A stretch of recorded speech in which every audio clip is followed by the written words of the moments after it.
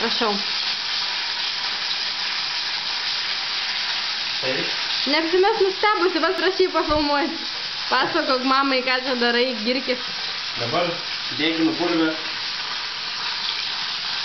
Sėkmingai tarp kitko. Kepu įsiliai, dar sėkmingiau. Labai puikiai padariau mišrainę. Aišku, galit pasipasakot visi savo procesus. Tarkim, supjausiu, bulvę sudėjau, keptuvę, sudėjau prieskonius, pradėjau kepti, sumušiau filė, išmušiau miltą su prieskoniais, parašiau kepimui kiečiau.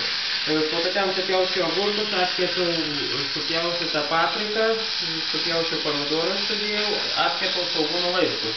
Viską sumaišiau, įpyliau aliejos biškį, nes neturim grietinės. Vietoj grietinės nusipirkom šitą daiktą. O tai yra...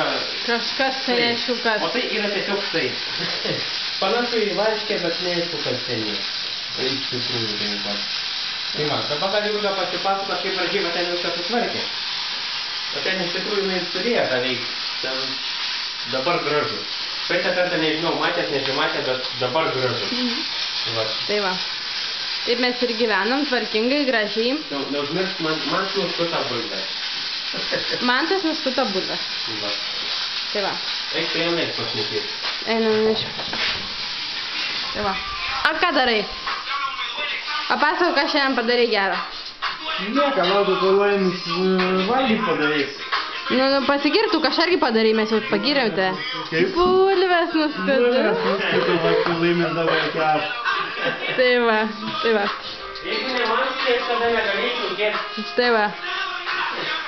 Gerai, tai tiek šiandien vakarui. Eisim valgyt greit. Antrosios dienos pabaiga. Antrosios dienos pabaiga. Atsveikink gražiai. Atia Lietuva.